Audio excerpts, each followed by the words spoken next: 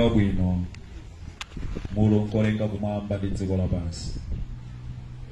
Tikulemekezani chifukwa cha nthawi ino. Tukwezani Yehova popeza mwayitana mmodzimmodzi wa ife kuti Ambuye tipezeke pamaso panu. Pachiyambi mudalenga kumwamba ndi dziko lapansi, ndipo dziko lapansi lidali lopanda kanthu kufikira Ambuye mutalankhula mawu ndipo zidachitika. Mwa ichi mutamandike ndi kulemekezeke Yehova. Popanda mawu anu Mulungu palibe chilengedwe. Popanda mawu anu Yehova palibe moyo. Popanda mawu anu Mulungu palibe chiyembekezo. Popanda mawu anu Yehova Mulungu okoma mtima palibe kukhazikika kwa moyo. Tikupemphera mu dzina la Yesu Kristu, lolani mawu anu achite ufumu Ambuye pakati pathu.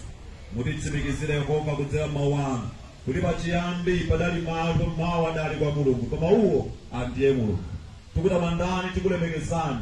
Mawu amene adaliko kuyambira pachiyambi, Yehova akhaleko pakati pathu ndi kukhazikika mkati m'mitima yathu, kuti pakutero Mulungu tikakhoze kulemekezana. Tikutamandani, tikukwezani Kristu, mfumu ya ulemerero, amene mdaliko chilichonse kulibe, muliko ndipo mudzakhala kuthawi zonse. Sikoma chifukwa cha mtumiki wanu amene adzayima ndi kutumikira Ambuye pakati pathu.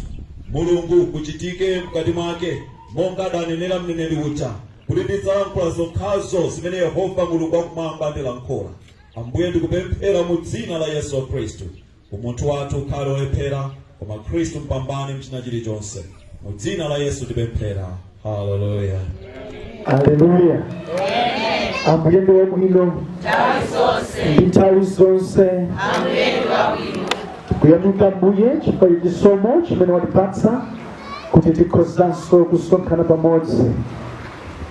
Mafadala onse amene muli pano, Ambuye akudalitseni kwambiri zedi. Abale wanga, azukulu wanga, chisomo cha Ambuye kumachitikulire.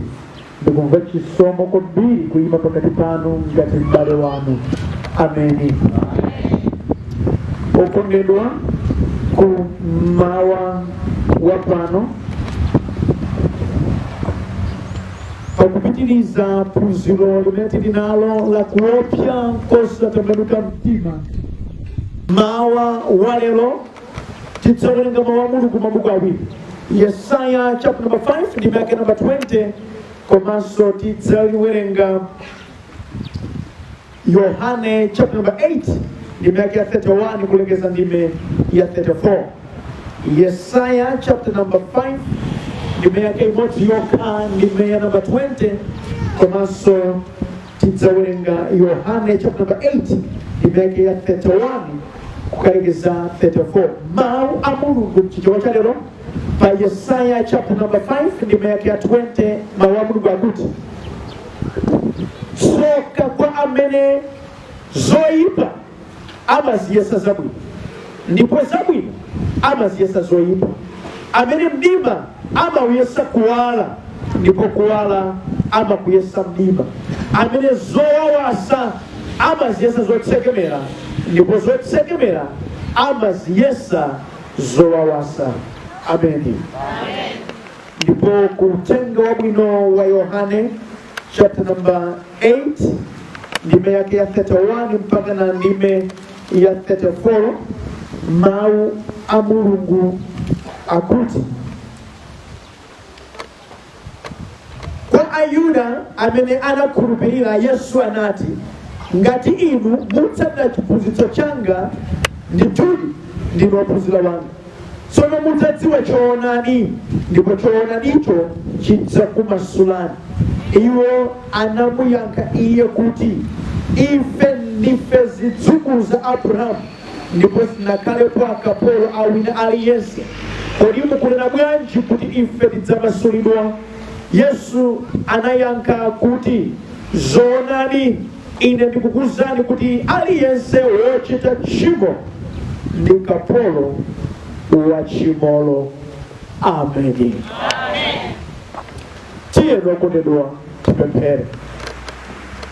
Atate chauta Mulungu wathu, kumawa kwa lero chakukomerani pakupitiriza chitsitsimutso ichi, kuti mawu anu awa akhoza kuwerengedwa pamene awa abwera. Ndiyena wonse amene akutimva pano akhoza kumvanso za chimenechi. ndikupemphera mukukhulupirika kuti tsekulani mitima yathu kuti ife tikhoza kulandira kwa inu chimene mwatikonzera ndikutsutsana ndi malingaliro onse mwa Yesu Khristu amene amafika ponena kuti munthu asamve uthenga. Yehova tsutsani zoteroso koma kuti mutsekule mtima ulandire chimene Mulungu wakonza. Mawuwa akupita kwa awo amene akumva zimenezi asakankhire wina koma alandire chimene inu mwakonza kupereka. Ndikupemphera monga munalembedwa timakhala wokonzeka ndi mawuwanu tikonzeni muzofoka zathu ndikulichenjeza nthawi ino imene tili kumapeto kuti tikhoza kukhala ndi inu Khristu Yesu wamoyo popeza nkoopsa kukhala ndi moyo kopanda inu. Kulana Mbuye ife tichepe mwa Yesu Khristu. Amen. Amen. Okondedwa mwa Ambuye wathu Yesu Khristu, mutu wa msonkhano kuti kuopsa kosatembenuka mtima. Tsono kuyankha kwathu kudziti kukukhala kuopsa chifukwa chiyani? Kusatembenuka mtimako. Mundimvetse monga timakamba dzulo pa Aroma 3 ndimeke 23 malemba akuti pakuti wonse adachimwa naperewera pa ulemerero wa Mulungu. Aroma chapter number 6 ndimeso 23 malemba akuti mboto yake ya uchimo ndi yani baja? Imfa. Koma mphatso ya ulere yochoka kwa Mulungu ndiyo moyo wosatha mwa Khristu Yesu Ambuye wathu. Ndiye kuti munthu wina aliyense amene akhala wosatembenuka mtima chomuyembekeza munthu amene ndi yani kwa imfa. Moyo wake ndi ZDP zabwino palibe. Kamundimvaka chifukwa wosamala moyo wake iye adamtaya akuyendera yake basi. Munangofuna kuti mukuyenda ndi Yesu koma inu ndi kuchitira. Amen. Amen. Ine ndimadabwa nawo anthu olimba mtima amene za Yesu zake zochita ndipo moyo wawo amakwanitsa kukhala opanda nani Yesu. Ndipo sizimakhudza zopherazi ayi ora pamwe osawakhudza mkomera tandimvetsana kodi mudabwera bwanji mudziko kuno medzifunsapo muli munthu kumalimbana namadamulenga alize adachita kukulengani kuti mukhale ndi moyo nawo mukhale ndi moyo kumene aondilenga uja alibe ntchito alibe ntchito ndipo zokhala akekha ine mashini katakwe kuti wanugwira koma tandimvana kudidwa pabuku la Yesaya tsopano malemba akuti ndi tsoka kwa munthu amene pakukhala pake pa dziko lapansi akuyesa zoyipa ngati zabwino. Now maonero ndimene ndikuuzeni munthu wosatembenuka mtima ndi munthu watsoka. Munthu waja watsoka. Tsoka likumwera pati ali pansi pa ulamuliro wa Satana. Kamundimva pakuti pokhala iye pansi pa ulamuliro wa Satana nyerekeza adakusindakaganizidwe ndikaonedwe kake ka zinthu kudziko kuno. Ndichifukwa chake mupeza kuti alipoyenda okondedwa amakakamira zinthu zowapweteka zinthu zowapweteka adatitengera wokhana azimayi awiri atatu basi adaloneleka bwinobwino munthu uyamba kuona maganizo zochitika ndemutula ngati mndukulu basi ndikuti nkhawa zake zichulukirachulukira kwachaso yako 5% yaipiraso budget ikufuta koma kwafusa pile zufuna ngezendili mudana ayiyesetsa moyo futa Yesu nchifukwa chake akuti tsoka chimene chikumpweteka chimene chikumtiriza chimene chikuononga moyo wake ndi chimene ali kuti akuchika kabira tsoka. Myerekezi adamudetsa maso kuti adzione zopweteka ngati kuti ngatizakuita tsoka. Ndimene ndikuzeni ndiwotembenuka mtima yekha amene maso ake amatsekuka naona zoyenera naona zinthu zothandiza nachita zimene kumwamba kukufuna kupanda chimene zosatheka. Madikapena anokonedwa zimalira kutembenuka mtima malemba kuti watsoka amene zoyipa aziyesa zama ndiwatsoka ndipo ndiwatsoka amene zinthu zoononga iye amazenga zodalitsa tsoka. Ndiye kuti kusatembenuka mtima kumayika pa munthu chani kuti tsoka. Ndipo tsoka limene limagula awiri kudzimo kuno komanso kumapeto kwa moyo. Kudzimo kuno zimatani munthu umakakamira chimene chikuononga moyo wako. Tsoka limene inu ndimadabwa ine kwamene amaledzera inu mkaga usamwako basi umamwa kajasu mkuzi za kaka mwayo ufulu wonse umene tili nawo munthu zoona kachovala kang'onong'ono kumati kuthinamo memo kumayenda movutikira ndi mtendero. Tsoka saizi yanu yandapezedwa ka ndalama singafanane ndani ebayo kumakakako kwagula wifi chotula kwabile kunyumba kulibe sima kulizeni ndani yake akuti mpikisano. Tsoka wakunidwa chinthu chimene chikhoza kuwongula moyo wako ndikukuthandizira kuti moyo wako ukhoza kusintha kufika level iyi wafika level iyi ndikumakangana nacho alipoona kuti akukangana ndiwo wathandiza ndi mwayi kodi uwu.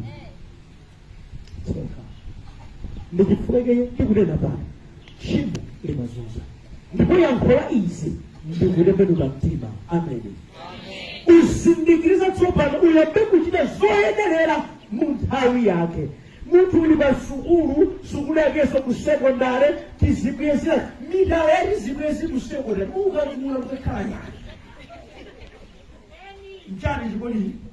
So alipenda ndachinyamata amene akamangizidwa sakumva amalipire mabolo awo bangabe akadakhala kanjira yakulezolere kodi wewe.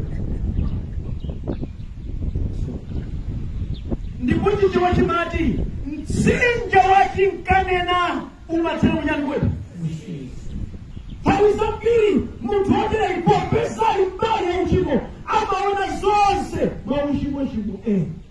Ndipo interpretation ya zinthu zimene akula nazo amazipatatauzira ndi uchimo ndekule nakala ilusimadalo mukamoneva akugusa matuku yawo imagule usiku usisira kumwe msana wose panja akuja kuni azaki baba siku mwenyewe haikuti usauka nazo ilusimadalo iwa kuzuna zabili kumazima kazo mbezekisa kumazikuze mukamoto kamera za uchimo siwo samira masekera nazo nama kupera mchiswati kuvi mchiswati mudabado wakudanga ili ambia nibekesete kumari kusautsika rukaka kuzungu kumasoko kudai yakeni ngade manje kebwino makobe ukai ukala mere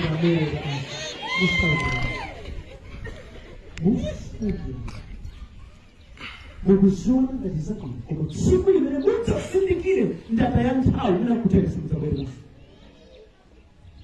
chifukwa mpoto yake ya uchimo yali kwetu. Bibuli kuti ndiwatsoka ndipo tsoka limabwera bwanji limabwera chifukwa Satana ndamene amakunamiza amakuuza kuti zili bwino zisali yali kodi zisali andikulu ake ndilikamera masiku athu ano anthu akonda kwambiri kunamizidwa ositichilungamwa ndikuze ontamalika zozelezeka neondombera manja akozolezeka okhondedwa asimaya achuluka tiyendilengeni tikazona kumba kumekula kabusi ubunde kuchaya utengani kunomene akoza ndiye ziko la pansi kena kali konse kamene mubajida omba manjamana ngoli amazezeka chifukwa yense amavesi ndimonga mene zituzo zibili kumbali yake aliyesa kuchira chimanyana ngoli chakukomea kuna malemba akuti wochita zimene kumwamba sikukufuna amene umoja nikwe ndiwatsoka kurafta kukuja sababu sifuna kuja na kumsawadi sasa mbele sasa ndio kwa watu kuja kumwamba asifuna zimene kuja kumwamba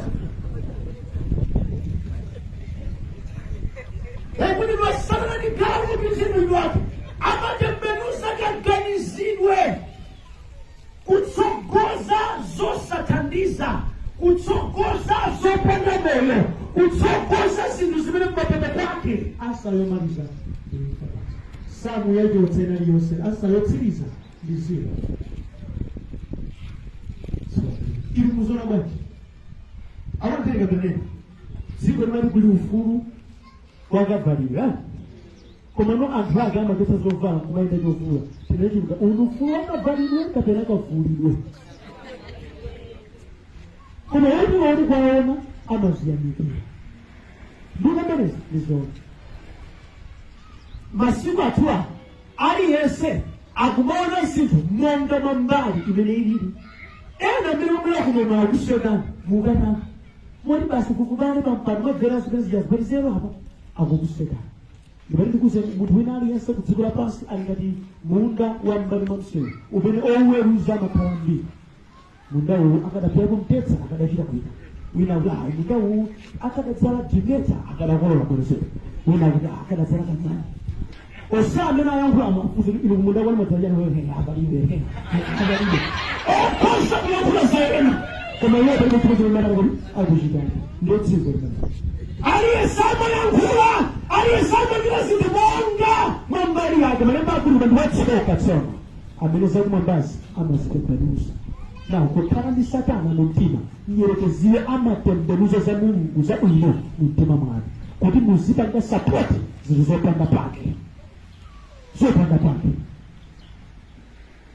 zopanda pake andi dziko lilonkerankera lovuga kutsogoloko kunena kuti iyi maufulu akafika pachindende kukalipira mwana wako weniweni ndi mulandu ukhoza kumwana pali yesu apakoni kuona zinthu molakwika ili muzona bwanji mbali inayo kuona zinthu molakwika ndi 1 kuona tchimo ngati mazera kuona moyo ngati kunjera kuona uchimo ngati za nzeru kuona kukwatira ngati ulolo zimenezi ndi ndale za satana zimakuonetsa zinthu zoyipa ngati zabwino mistake tabikasana vuto linambiri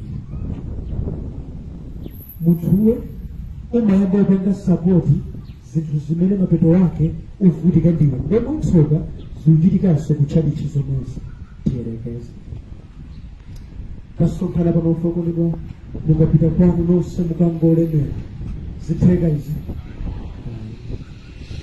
ine ndimati ulapita kuchipita kwako kwakuti mamiliyoni vitero ukhoza madiyambira nazo osadziwa zikukera mwaterere nditu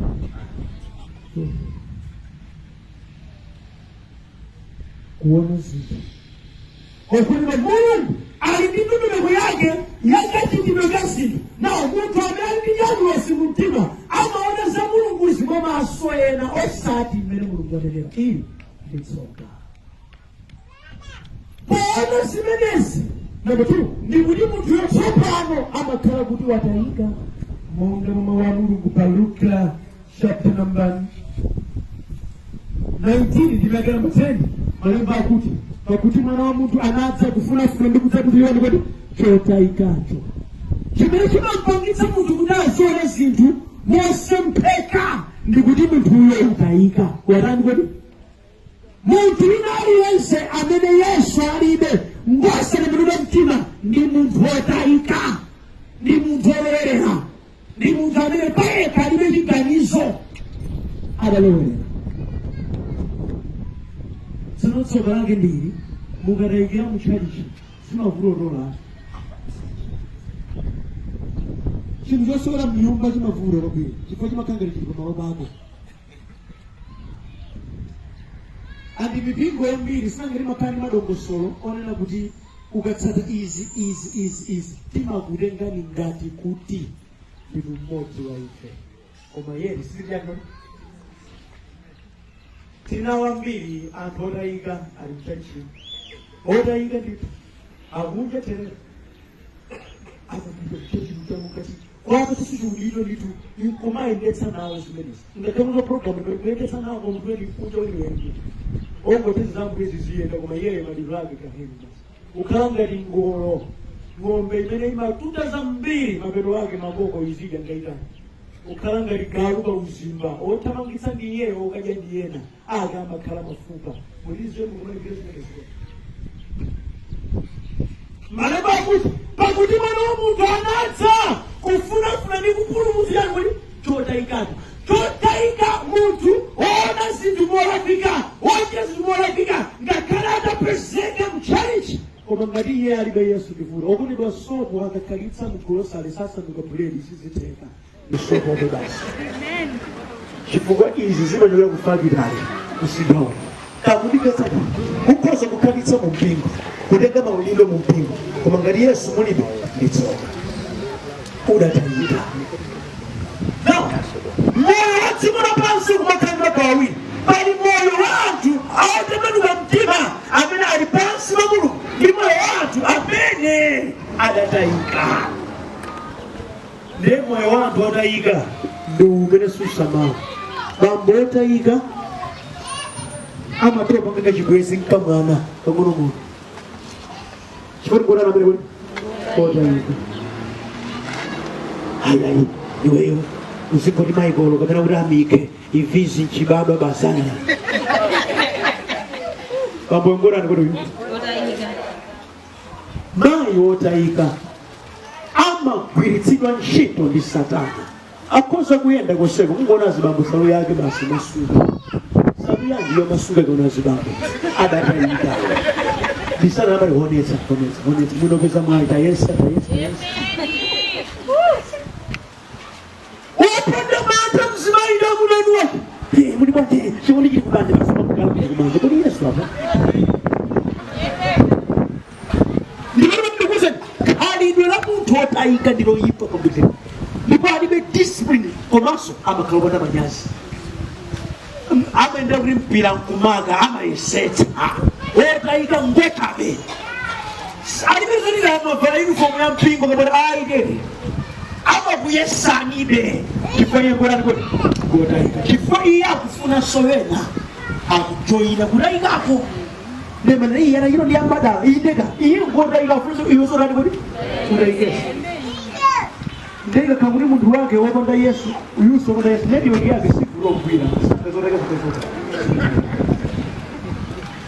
kamuri peteka koma utenga mundu akuti mwana wa muntu Yesu anadza kufuna ndi kuti apulumutse chonani kodi chotayikachi ndimutakuza mene ukakhala mchali chisiku lako iya mmene kuti nomupulumutsidwe chimene mugwire choyambirira ndi Yesu idabesi nalosogera chonani kodi idabesi mwana olowere bambo wake anamuona mwana uja namvera chisoni namkupatia nakhala naye pamene m'bale wake adapsa mtima namkozera phwando chifecha na uli iwe Daudi uyuyo anali wakufa koma tsopano ali funso langa kwa neno kufundira inu ndakalo otayika kapena muli ndi moyo chopandamusa uchera kusema inu otayika okondedwa ndi wawa ine Satana alibe discipline wako kodi tirekeza alibe discipline ndugu zangu satengera maonekedwe upeza kuti munthu ochena bwino bwino koma mphakati amatamba munthu kuyera bwino bwino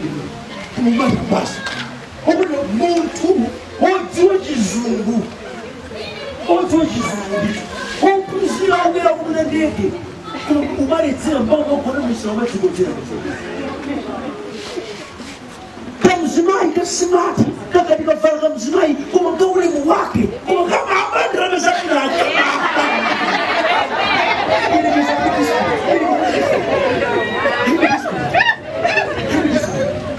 muntu nditokonenya olipikira musochitika ode kodalilika koma ngati mabazi akusokonekera kwanza ake paka momanena mpakeko modi wina wake banjari yako kajo muzuzu wali kumutu wako kwanza laki kada mundu tolisa kuna mwamba ngati kuna mizira ngerekezi akaukira moyo ama utwakitsa mtuye ndi moyo wekwe washikalipo waiti kusabenuka mtima ndio kudaiba mundu aliyese kandi watu muwaji ngati yeye alibe Yesu mbosa atembenuka mtima adatayika ndipo yeye moyo wake supanga promoti za kumapa ayi umapanga promoti za uchini so kalima talapo odele ya kalepusa ngati ine ikwira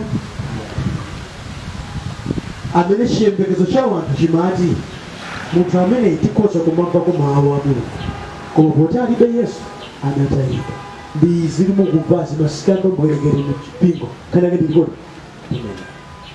ndikuchenjezeni anonso muli pano ngati mulibe Yesu amene mabulanda apa moyo wanu sakata zite ngati mulibe Yesu amene mudzichimwa muli mchani kodi mupingo mumwe ngati mulibe Yesu amene mukhala otayika ndi muja malemba amakamba pa Matthew chapter number 7 verse 21, 22, 23 akuti siyense wakunena kwa ine Ambuye Ambuye amene akalowa mufumu wakumwamba koma yekhayo wakuchita chifuniro cha Atate wanga wakumwamba. Now 23 akuti ambiri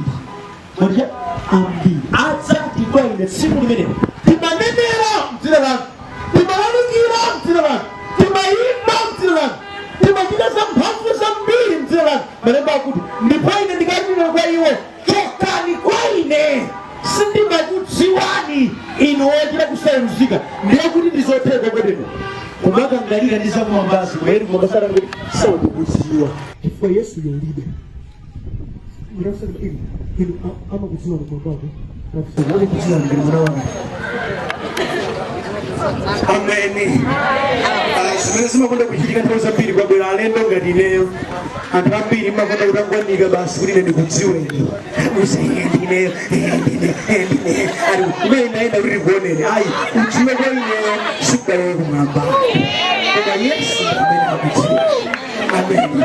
Kulenga nambala yanga sidalichonso ayi Yesu akudziwa.